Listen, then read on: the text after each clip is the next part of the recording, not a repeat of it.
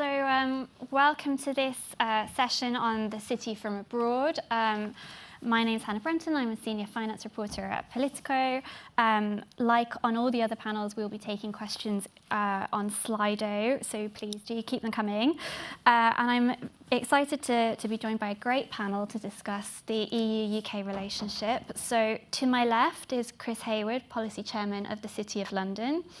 John Ralean, Director of Infrastructure and Exchanges Supervision, Policy and Competition Markets at the Financial Conduct Authority. George Frieden, the Ambassador of Luxembourg to the UK and also long-serving Ambassador in Brussels as well. And William Wright, founder of the New Financial Think Tank. So on this panel, we're going to discuss the kind of future of the EU-UK relationship for financial services. We'll be taking stock of how things have changed since Britain's departure from the EU, but we'll also be looking forward to what might happen next amid the thawing of relations. And as we just heard from Minister Tulip Siddiq, Labour thinks there is an opportunity for a reset and a possibility to use that to help financial services to grow. We'll also be looking at what impact Donald Trump's return to the White House might mean for the EU-UK relationship as well. So just to kind of kick things off, if I can turn to you first, William, just in terms of setting the scene on where we are with Brexit. You've done a lot of work and research on this. What's really changed for the city since Britain's departure? We have done a lot of work, and we very much hope never to do any more work ever again on the impact of Brexit. But I mean, I think the main thing that's changed in the last few years has been that as the Minister said, the relationship, as we all know, the political relationship between the UK and the EU has thawed. The tensions have thawed very significantly. It's very helpful to have had a Prime Minister, not just this one, but the previous Prime Minister, who is not lobbing insults across the channel at their counterparts, has been hugely helpful, and to have a period of relative political stability. In a financial services context, I mean, technical, close cooperation between UK supervisors, regulators, policymakers, and their EU counterparts is a fact of life regardless of Brexit, because the two markets are so closely interconnected. But what had previously been missing was the political permission to support and frame those discussions because of the political tensions around Brexit. And given the change in personnel on both sides, or changing personnel on both sides, and we had a very significant step forward with the Windsor Agreement unlocking the UK-EU regulatory forum, sort of formal structure for dialogue. The first few meetings, as I understand it, have been very much talks about talks and getting to know each other again. But that's an incredibly important step forward in building a closer relationship. But I would add that I think there is still a degree of lingering suspicion in parts of the EU about the UK's reform agenda. We can perhaps come on to this a little more later. There's what we call parallel divergence, both sides looking at similar issues, diagnosing the same problem, coming to similar solutions, but on a slightly different direction. But in some areas, and recently the changes, for example, to the bonus cap and clawback, there are still pockets within the EU that retain this sort of residual suspicion that Brexit was first and foremost a deregulatory project, and that the UK wants to deregulate and create an unfair competitive advantage just off the coast of the EU. And I think given that suspicion, I think there is still a lot of work to do despite these very positive baby steps, early steps in the right direction. But has there been pain in the city, do you think? Have you found that there's been less of an impact than you were expecting, or how would you describe the years until now? I mean, the concrete impact has perhaps been less than some of the worst forecasts. I mean, our own work suggests that roughly 500 firms in the UK, based in the UK, have moved something somewhere to the EU in response to Brexit. Measuring job moves is a rabbit hole, a very dangerous one to go down. And it's clear that that what has had to move has moved. And from now on, I think the issue is really going to be one of the UK seeking to ensure that discretionary moves, so an investment bank or an asset manager,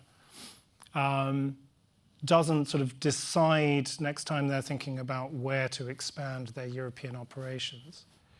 The UK will be keen to ensure that those discretionary investments and relocation decisions fall in favour of the UK, and equally the EU will be keen to ensure the opposite. But I do think, it sounds like a bit of a cop-out, but I do think it is genuinely too early to tell what the long-term impact has been. What's clear so far, I think, one thing that is clear so far is that if you think of it in terms of rest of world business, so business that derives from, involves non-EU, non-European, non-EU 28 customers and counterparties, that hasn't really moved. What's moved is the EU-specific business that sort of had to, and there will be certain people in certain financial centres in the EU who are a little disappointed to see that they haven't attracted, or what they might call, they haven't repatriated more business than has actually been the case. Chris, do you agree with that picture? Is it the EU business that has kind of shifted, but the city's maintained the global side? I think the Lord Mayor recently said that Brexit had cost the city 40,000 jobs. That sounds quite painful. Look, broadly speaking, I agree with, frankly, everything William has said. I actually believe the city has proven itself to be quite resilient overall in the face of Brexit. And incidentally, I hope we can eventually drop the word Brexit, because it drives me mad. I mean, I'm an unashamed Remainer. I can't understand why anybody would want to leave a single market as big as the EU. But we're out. And as the Minister just said, for avoidance of doubt, we're not going back. But it has been a very long and painful divorce. It's been 8+ years. And during that time, because of the insults being thrown, we haven't been able to have political discussions with our colleagues across the channel. And, City of London Corporation, we have a fairly significant office in Brussels, and I would go to Brussels and I couldn't speak to the Commission as a politician. So it was really very standoff. As William said, the Windsor Framework actually opened it up again. We've now got that EU-UK financial regulatory discussion going. And William's right, the first two meetings have been, frankly, noticeable by nothing really, because they've just been getting to know each other again. This is a broken relationship coming back together, and trust has been destroyed, and trust has to be rebuilt between the EU and the UK.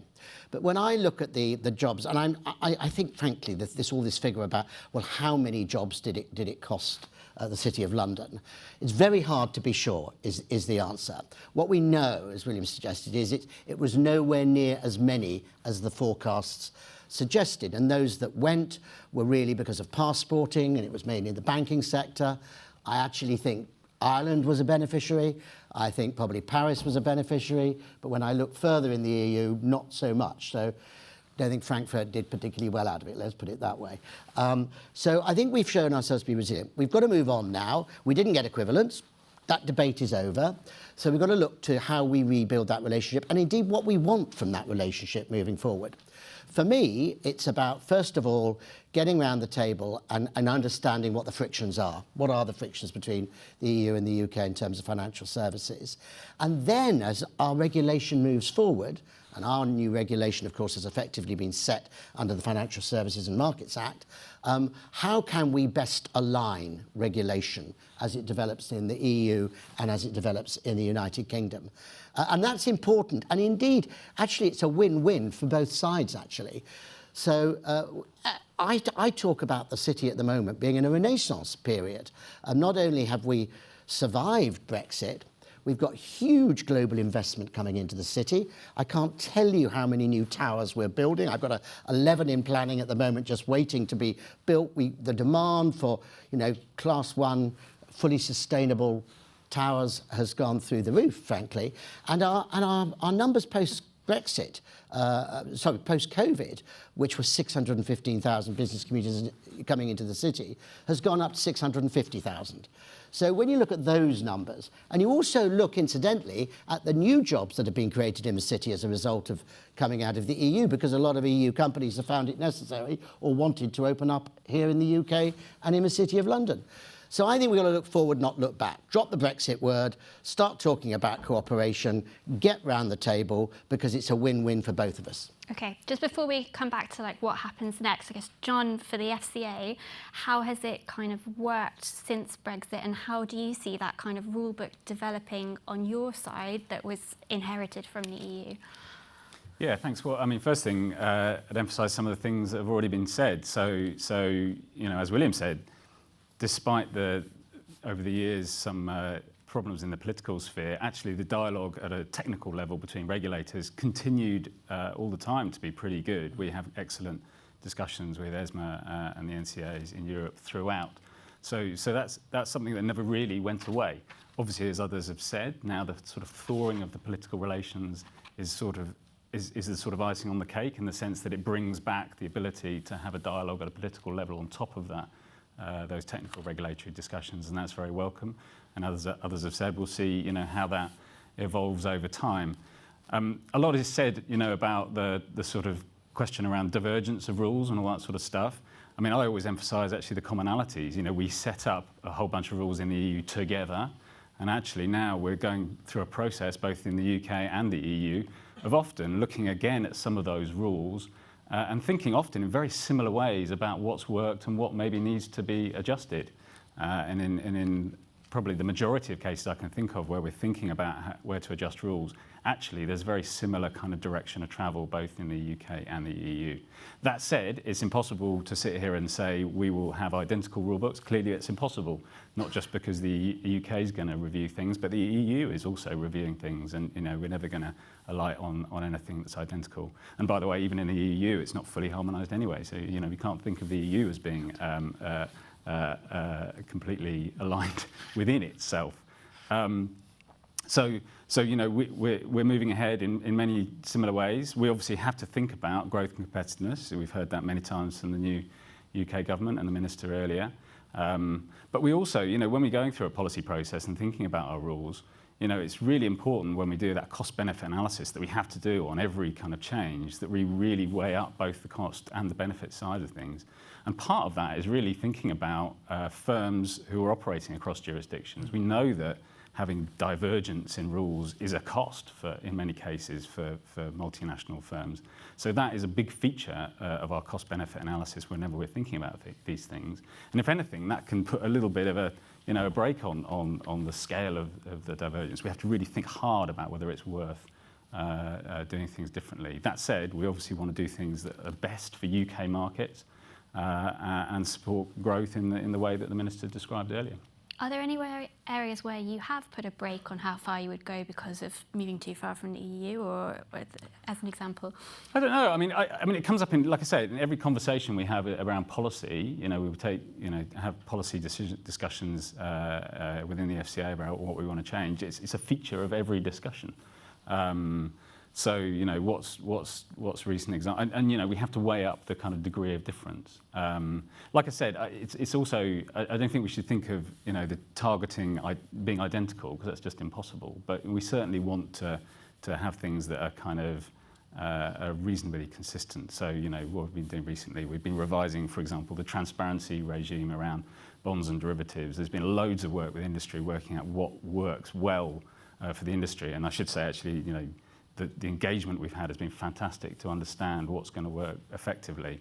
And the EU are doing revising those rules at the same time. So there's a sort of dialogue with the EU, between the industry and the EU as well, and we talk to the EU and try and understand, you know, where to get to. And by and large, those conversations around what's best for markets, rather than really, you know, thinking of it as some kind of competitiveness issue. Mm-hmm.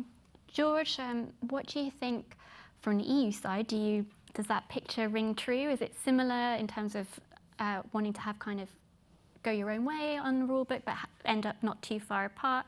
And Luxembourg has also been quite a big beneficiary from Brexit. So do you agree with that picture of the City of London kind of keeping the international business, but the EU side moving into the bloc? Well, thank you. Well, I would definitely agree with the description that there are, at this point in time, a really great number of similarities between the situation in the UK and the situation in the EU. We face massive challenges. We need to finance the digital transition. We need to finance the environmental transition. We have the whole pensions issue. We have the war to finance as well. All those huge challenges we face together. And so we face together the question of how to mobilize the resources, the financial resources, which we know are there. And of course, we both then count on the financial services industry to help us do that. Now, I think there is even similarity in the terms of the debate about whether or not we should be allowing more risk, whether or not we should be allowing the pendulum, the post-2008 pendulum to come back a little bit more. Even on those issues, I think there are similar debates. Now, whether the answers to all those questions will be similar, that is, of course, too early to say. But I do get the impression that with what we are putting in place now, the more regular contacts, the better mood, the more constructive mood, in those contacts, I do think that that should help develop at least non-contradictory solutions to the problems. And if I take, for example, one of the great projects the EU counts on to solve those various problems, or at least to work towards solving them, the Capital and Markets Union, which is also to be understood as the Savings and Investments Union, and I think that says it all, really. Well, I think on that, for instance, Luxembourg's position has always been very clear. That has to be integrated into global markets. It has to be open. It doesn't say anywhere in Mario Draghi's report that the famous 800 billion should all come from inside the EU.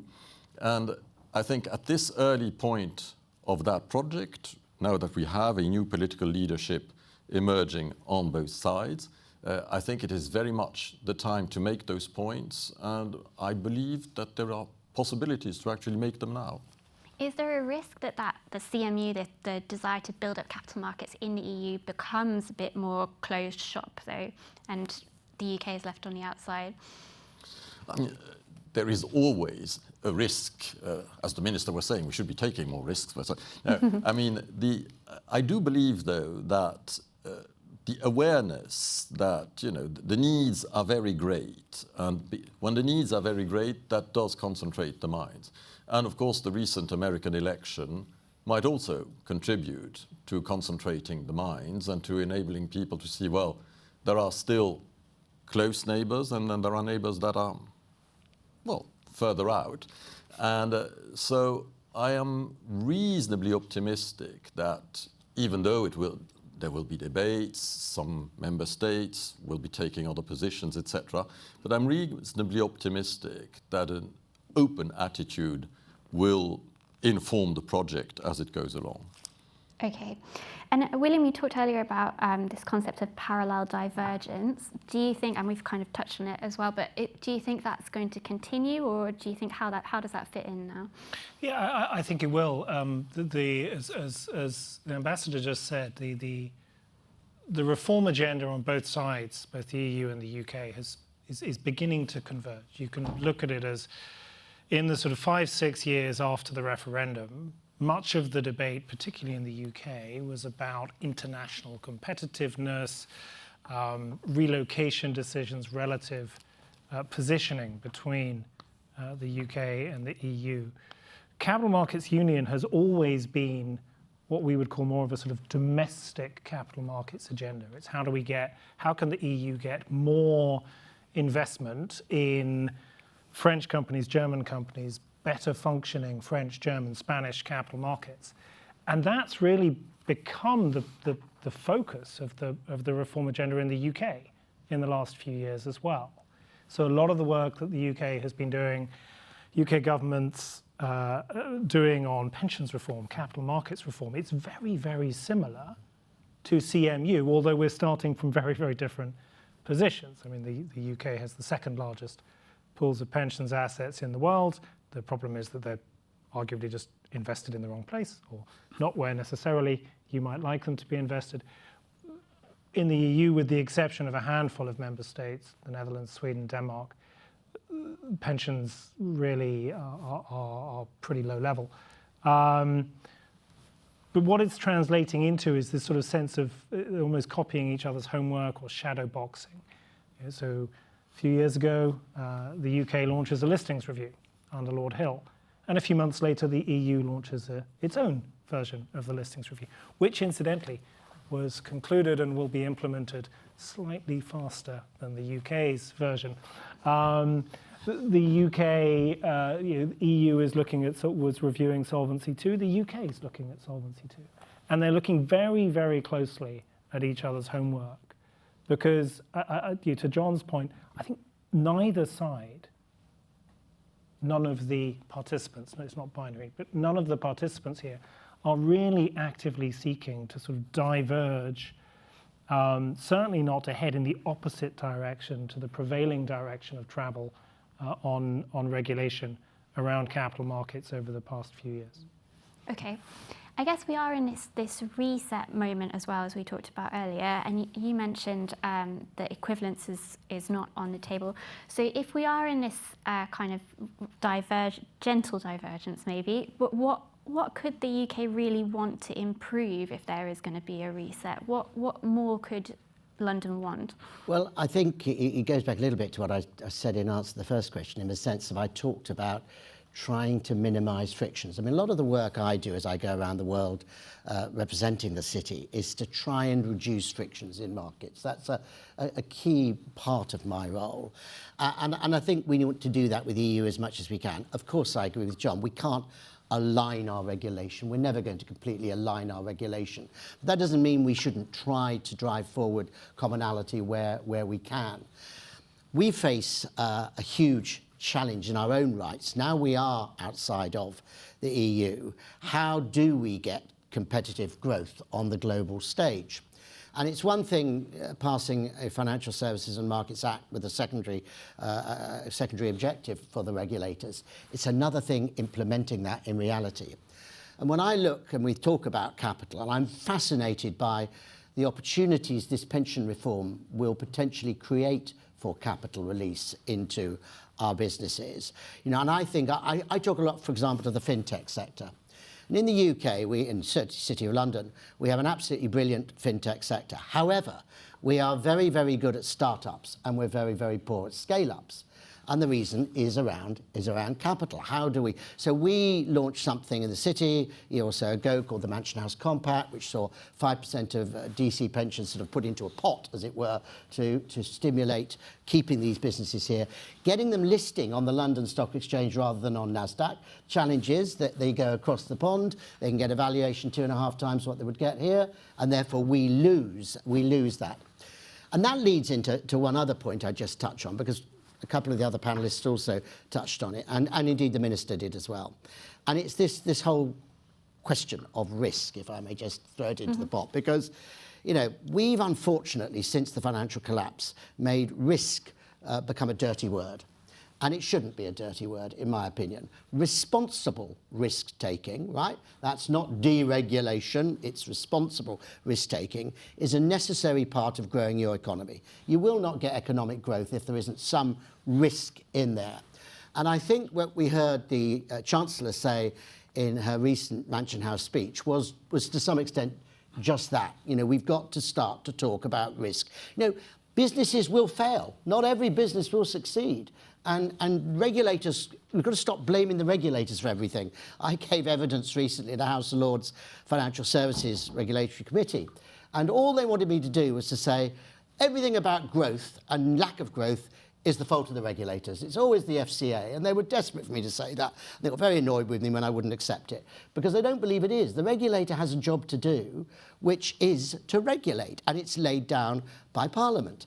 And if you, every time something goes wrong because of risk has failed. If you summon the regulator to the select committee and you bash them up and tell them this is all your fault, you clearly weren't doing your job, you didn't have your eye on the ball, you'll never get growth. So we do need to start to be a little bit more bringing back risk, sensible risk, managed risk. We need to back the regulator, not attack the regulator. It's fashionable now to blame everything on the regulators. I'm afraid I'm sitting here next to John and I'm standing up for the FCA today. Thank you. Good. I won't go to John just yet because I'm sure you're quite happy with that. But is this discussion, though, talking about increased growth in the UK and directing pension funds, how much that domestic agenda, is that a reaction to the changes that we've seen with the EU? Because the city has always been a kind of global financial centre. There has been a sense that capital flows across borders, but this is a much more domestic-focused discussion. Do you think that's a response to Brexit? I do, in part. I think it's inevitably a bit of a response to Brexit. I mean, we believe in the United Kingdom in open markets, and we have to, because frankly, you know, we've got a fairly small domestic market, so we have to basically believe in open markets. So, yes, we are faced with that challenge now. How do we grow our businesses? How do we retain our businesses? Well, capital is at the heart of that. And so, yes, inevitably we're going to be, now we're sovereign, as it were, and we're outside of the single market. Clearly, yes, you're right, that is an important consideration. Okay. And George, from the EU side, are there areas where you think you could work more with the UK, or are there areas where you know, the EU needs to focus on its own capital markets? Well, I mean, I would say we have moved beyond this phase where everything was about trying to repatriate as much as possible inside the EU. I think we've moved beyond that phase.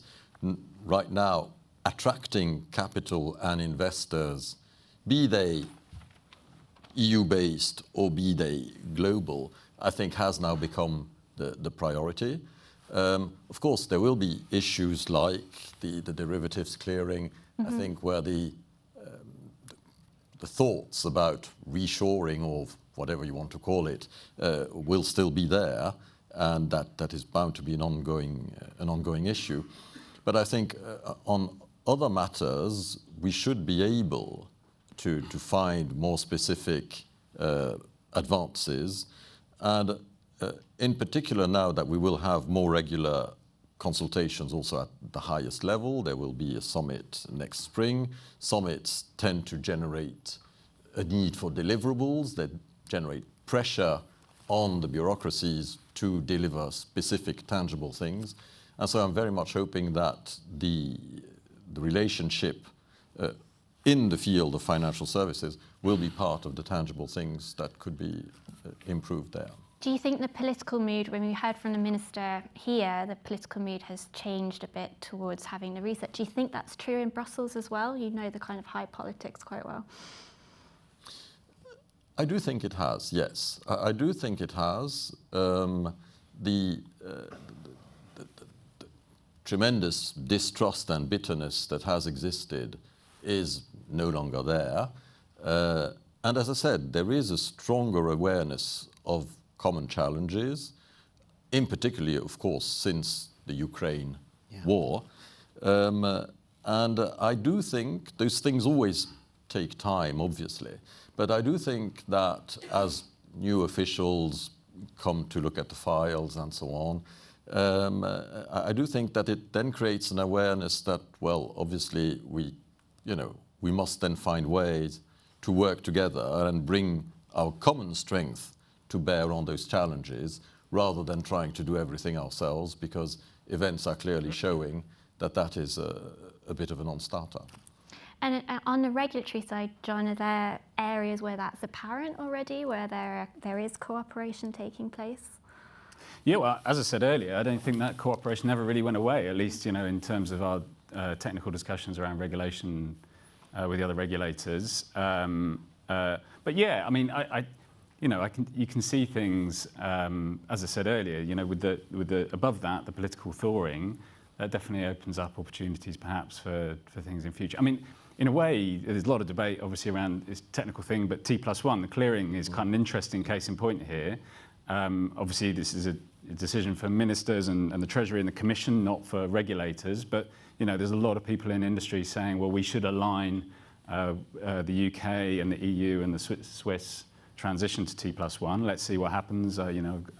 No, not necessarily inside information, but if that was to happen, that's kind of an interesting test case where, on something that's fairly technical in nature, we can actually say, well, let's actually, do this together and work in close cooperation. And if that was to be the decision to do that, I see no problems in the way that the regulators would work effectively with those in the EU and in Switzerland. Equally in other areas, we have to just focus on what we're trying to do for UK markets and to support the UK economy. And we have this huge capital markets reform agenda. William's already referred to it under the Mansion House Wholesale Markets Review. Long list of things we're doing. We'll continue to focus on that. And there may still be some areas where we want to do things slightly differently to the EU. This week we in the bank have announced. We're going to look at the remuneration policies, which is an example of sort of moving slightly away from the EU position. So there'll be some cases like that where we think actually it's right for the UK to do things slightly differently. But there may be other cases like T+1 is a good example where we actually cooperate and do things together. So we'll have to see how it evolves. And is that discussion something that happens at those forums as well? Because the FCA obviously participates in them. Are you talking about where you are changing and also where there might be room for more cooperation? Yeah, exactly. So as has already been said, the first two incarnations of that have been relatively, low-key, getting to know each other. But absolutely, there's an element of what are the issues on which we want to compare notes. Talk about what we're doing, ask, where they are on those issues. At the moment, it's a sort of fairly gentle introduction to those conversations. We all know enough about stakeholder management that just building those relationships is important. It doesn't necessarily have to be just in those formal fora. Actually, build those relationships and decision points in future may become easier in other fora too. So I think that they're definitely a very positive development, and we'll have to see how some of those big decisions that have already been referred to earlier kind of play out in the future.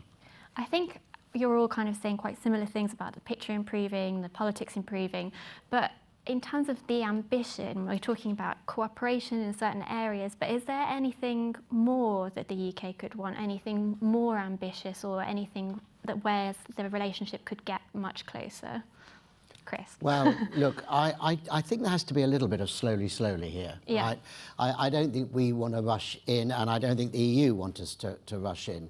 This has been a huge hammer blow to the relationship. Sorry, I'll say it for the last time. The word Brexit's been a huge hammer blow to the relationship, and we have to grow out of that gradually. You don't just go straight back to the table and put down a list of demands. That's not the way it goes. So I think we have to take it. We're talking again. Before the Windsor Framework, we weren't talking, right? Politically, I'm talking.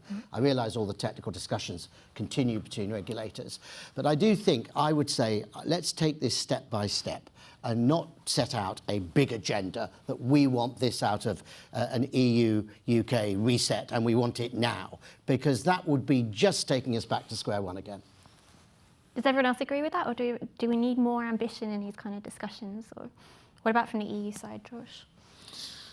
No, I think I would agree with that. I mean, also, obviously, because of internal political timings in the EU, it always takes a certain amount of time for a new commission, even if it's partially the old one, but still takes some time to look at what exactly it wants to do, how it wants to do it. One field where I feel what we could perhaps or should perhaps try and be a little bit more ambitious, both because of the urgency of the matter, and the matter might become even more urgent come January, would be the field of sustainable finance. I think on sustainable finance, both jurisdictions have high political ambitions, and again, it makes sense to be working in a convergent way rather than against each other, and bearing in mind where that specific type of finance might be going across the Atlantic, it might be important to try and be more ambitious in that specific field, and it might be possible as well. So more aligned between the EU and the UK on sustainable finance? Well, I mean, aligned is obviously a tricky word, but I would like convergence is the word that was being used, making it easier really to pool resources of both sides towards instruments that would be, being put to use for sustainable investments. And perhaps less, to build on that, less active divergence. So we saw recently with the announcement on the UK green taxonomy, there was a tendency in the immediate aftermath of Brexit for the UK to, from a political perspective, to want to announce ambitions to have the world-leading framework for every single component of financial services. There seems to be a recognition now that perhaps on green taxonomy, perhaps we should wait and see how things settle down in the EU, in the US, and then perhaps that opens the door to closer cooperation once things have settled down. Is perhaps optimistic when we're talking about the US, but once things have settled a little bit. Well, that brings us to the US and the election of Donald Trump, who does have a different position on some of the financial services regulation. Does this, in that example of sustainable finance, but does it in general force the EU and UK back together a bit, or could the UK migrate further away in response to the US election? Look, this is $1 million question, isn't it? I mean, at the end of the day, we don't know who all the nominees are yet. They're being announced gradually. Personnel make policies, as I always say, and until we know quite who's there, we won't know quite what the shape of the new Trump administration will be. I think the one thing we do know is that Trump by nature will be more protectionist. We have the challenge of potential tariffs, which will be bad for us and bad for trade. We know that Trump doesn't like net zero, and he will take the US, I suspect, back out of the Paris Agreement as he did last time. And we know that there will be this challenge because Trump also doesn't like the EU. And I suspect there will be a little bit of, are you with me or are you with the EU? And I think if that happens, we've got to be very clear we're with both, right? So we have a special relationship with those across the Channel because of the obvious closeness and the geography and the history, but we also have a special relationship with the United States. And my view is we wouldn't want to compromise either of those if we can possibly do it. I think for the politicians like myself, although I'm not a national politician, I think it will be a difficult juggling act, if I may say so, because we know that President Trump will want us to pay more towards NATO, more for our defence. These are things that are inevitably going to come forward. But just how radical Trump 2.0 is, I really don't think we'll know until the administration gets in place next year and we start to see, those new appointments actually putting out policy. George, how do you see that developing, the kind of pressure from Trump on either the EU or UK? I would say in similar terms, you've obviously from a slightly different perspective, I think there will be a huge amount of concern at this point, particularly of course at the plans around tariffs, the plans around the Paris Agreement. All those matters will be a matter of great concern. Of course, the US is the indispensable partner, so nobody will be telling you, oh, well, in that case, we shall sulk and not talk to them for 4 years. No, of course not. The EU will try and work with the new US administration once its policies become clearer. And I think, yes, among the issues that will need to be financed, defense will move up the agenda very, very clearly. But it is convergent with things the EU has been trying to do for the last few years anyway. The idea that we as Europeans, and now I include the UK, should collectively take more of a responsibility for our defense, for our security more broadly. I think that is something that Trump's arrival will push up the agenda, but that simultaneously should also push the EU and the UK closer, because after all, we are in the same space of security, the same space of resilience, and so most of us are together in NATO, and so obviously there we are bound to have to work together. So in other words, Trump will not necessarily mean, competing pressures and the UK being yanked away from the EU, it won't necessarily mean that. But it is, of course, true that on the EU side there will be an expectation that pressure on the UK will be huge, and there will be great attention paid to how the UK then reacts to such pressures. Absolutely. William, do you think the UK will react by sticking closer to the EU, or what do you think might happen? Chris is right that we won't know the precise nature of the new administration until into January, but I think we can all imagine a realistic scenario where there is a change of personnel at the top end of regulation and supervision in the US, that there is a deregulatory agenda in the US, and that perhaps the gap in dynamism between US and European, which I include the UK, capital markets may widen. And that's going to lead to a debate in the UK as to whether we should sort of move a few hundred miles west into the mid-Atlantic towards the US, or whether we should stay closer to the EU. And a few years ago, we did a project looking at global markets where the US and the UK were already between them, the de facto global market. There were about 15 sectors of activity where US is number one and UK is number two, or UK is number one and US is number two. And ways in which they might work together, perhaps move a little bit closer to the US. I remember talking to a US Treasury official who had been working at Treasury for more than 20 years. And he said, look, all of this sounds lovely on paper. But over the last 20 years, the UK has always flirted with the idea of getting closer to the US. But when push comes to shove, it always stays closer to the EU. And I would be very surprised, even in the event of a deregulatory agenda in the US, for the UK to take what could turn out to be a relatively short-term political decision to actively seek to move closer to a US-style agenda, or closer to the US administration, than to stay within the orbit, perhaps slightly distancing itself for political effect, but to stay roughly within the existing orbit of Europe. I mean, John, you mentioned T+1 earlier, but T+1 is an area where the UK could, in theory, have gone a bit faster towards the US, but decided to stay with the EU. Is that an area where, are there other areas like that where you can see the US might take a different approach as well, in areas like crypto, perhaps? Well, I mean, as Chris said earlier, let's see, it's very early days. The new administration hasn't even come into being yet. So who knows? And actually, the first point I wanted to make before I answer the question is, we in the UK will remain committed, as George says, to making sure that there's still that dialogue with the US.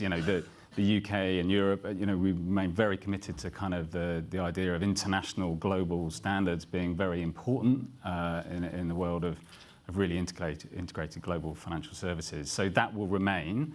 That said, yeah, obviously there is, as William said, there's the possibility of the US kind of changing approach in some ways. I don't see. And in terms of what's already been talked about, we're only speculating what may or may not happen. But things like sustainable finance has already been mentioned as one area where we might see sort of divergence of approach in the US versus Europe and the UK.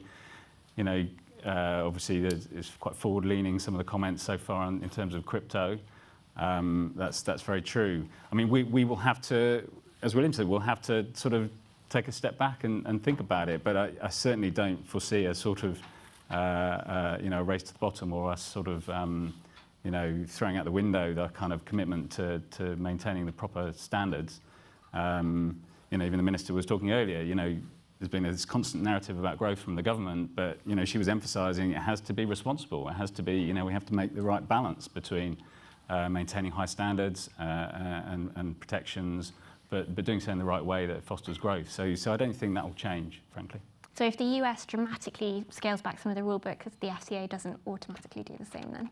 Not automatically, no. I think we're coming to the end of the panel, but there's one question from the audience on Euroclearing from Peter Wilson-Smith. Will reaching a satisfactory agreement on Euroclearing require agreeing some kind of shared regulatory oversight? Is anybody thinking about how the future of Euroclearing could shape up like that? I think we do actually have already some shared oversight, don't we, on Euroclearing with ESMA and... The Bank of England, yeah. Yeah. So that's for the Bank of England rather than the FCA clearing, and absolutely, there is already cooperation in terms of how that's managed. As the Minister answered a question on this earlier, right? It needs to be. In a way, it's for the EU to kind of say what its position is here. There's no barriers being put up from the UK side, so. I mean, George, maybe just to finish off, is it a bit more friendly on clearing now than it was 2 years ago? Well, I mean, all those things are relative. How do you guesstimate degrees of friendliness? But, I mean, definitely there is a more constructive attitude, generally speaking, and that also plays a part in this file here, absolutely. But there are some basic ideas out there about, a big market like the EU needing its own clearing and so on, etc., that are not really going away either. Okay, interesting. So we have to see on the length of the equivalence decision, perhaps. But thank you so much for taking the time to the panel. I think really interesting. It's obviously a changing moment politically, so we'll have to watch this space. But the next panel is on Buy Now, Regulate Later, led by Eleanor Meyer. So please stick around for that as well. And thank you so much to all our panelists.